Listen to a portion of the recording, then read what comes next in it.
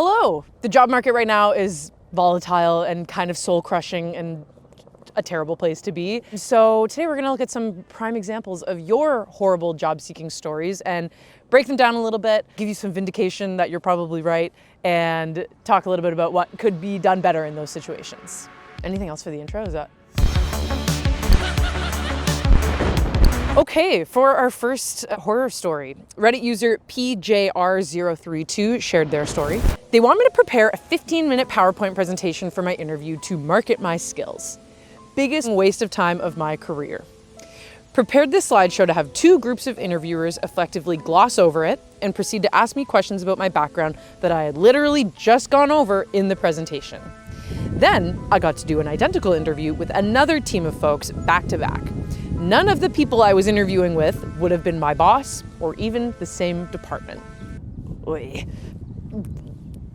So many things here. First of all, a PowerPoint presentation to market your skills. Hopefully you got more instruction than that in terms of what they wanted to see, but I have a funny feeling you didn't, which sucks. If you're conducting interviews and you're having candidates prepare presentations or take-home assignments or anything like that, be specific about what you want to see, how much time you're expecting them to spend on it, and what you're trying to gauge by having them do that. Otherwise, it's just a huge waste of time. Also, we should be paying candidates for the work they're doing in job interviews. That's an aside. Then there's the whole issue around being asked the same set of questions multiple times by people who are irrelevant in making your hiring decision. That's just a waste of time on everyone's front. Yours, obviously, but also theirs. If they're asking you the same set of questions, they should just tell each other what you said to their set of questions, and then they can be asking a whole new set of questions to gauge different answers about your skill set, which is a way better use of time and gives them a way more informed hiring decision. Also, to be interviewed by people who are not in your same department or on your team feels irrelevant. Another Reddit user shared an odd tale of their interview experience. The interviewer basically said to me, as I have no experience in marketing, she thinks I'd be better at a different position that they have. She says I should just work 50% in their warehouse and 50% customer service and not do any of the marketing, and they'll hire someone else for marketing that has that experience. It said in the job posting that the successful candidate will be trained on the job, which is why I applied for it. Despite having no experience, I was really looking forward to potentially growing into a marketing role. I feel really upset and disheartened now. They said that I can come in for a trial shift this week to see how it goes. She also said that she has loads of people leave within the first week, which I thought was an odd thing to say at an interview.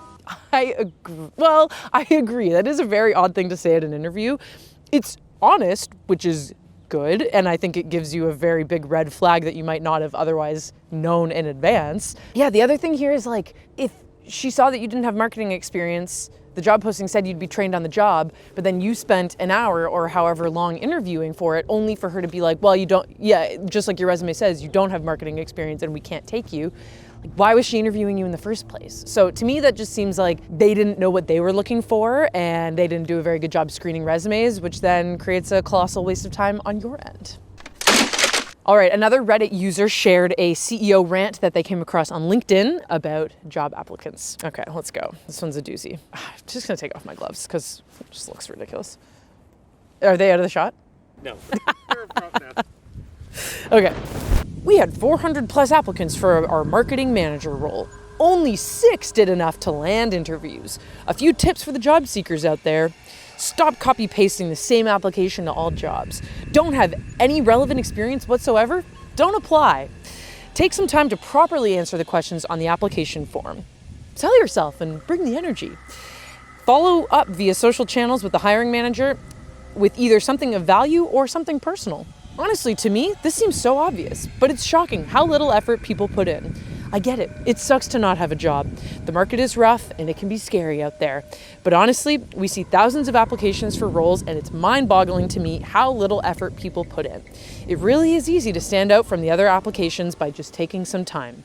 If you keep spraying and praying, it's not going to work for you. I'm sure you can tell by my tone what my general thoughts are here.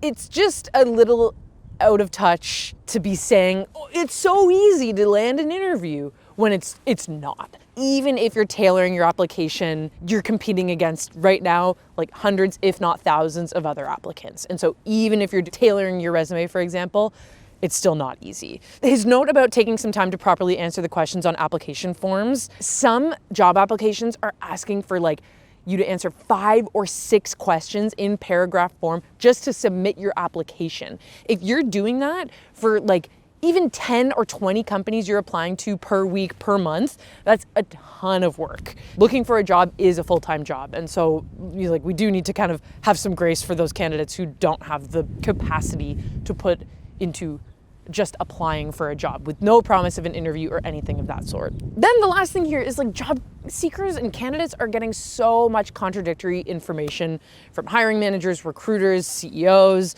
people in the talent world. For example, a lot of talent acquisition people are actually moving away from the strategy where if you cold outreach to a hiring manager, you have a better chance of getting an interview. A lot of hiring managers, when they're receiving messages on LinkedIn, are saying, hey, please just apply directly through the company site, either because they're overloaded with individual messages or from an equity perspective where they just want everyone funneled into the same process so that they can equitably evaluate candidates and not give favor to the ones that maybe have, that extra bit of confidence or networking power. So if candidates are hearing that and then on the contrary, hearing to follow up with something, what did he say? Either something of value or something personal. It's just hard. There's just so much contradictory information out there for job seekers. So let's have some grace. It is a really hard job market out there. User Chocolate Sar, this is a hard word to say. User Chocolate Sar shared a job posting, and they actually are doing a really good job at outlining some transparency in their job posts about what a successful candidate could expect, like benefits, free food, flexible scheduling, health and dental insurance, vacation pay, all this kind of good stuff. They're also outlining the salary and hourly rate for these roles, which is like amazing. Salary transparency in retail and frontline, it's hard to find anywhere. So this is really great. So the general manager, for example, is making $74,300 per year plus bonus plus benefits. And then, further down, they've got hourly rates for service team, kitchen team, all that kind of stuff. Amazing. The one asterisk here is that in the fine print, they do say actual earnings may/will vary based on total hours worked, the applicable hourly wage rate, overtime pay, bonuses, and benefits.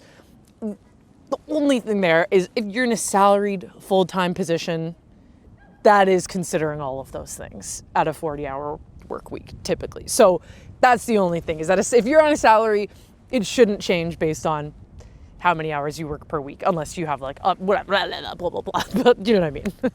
Okay, so now I have to wrap up. All right, well, like I said, it is a really tough job market out there between lack of transparency in job postings, scams going out to job seekers, and just general long-winded interview processes.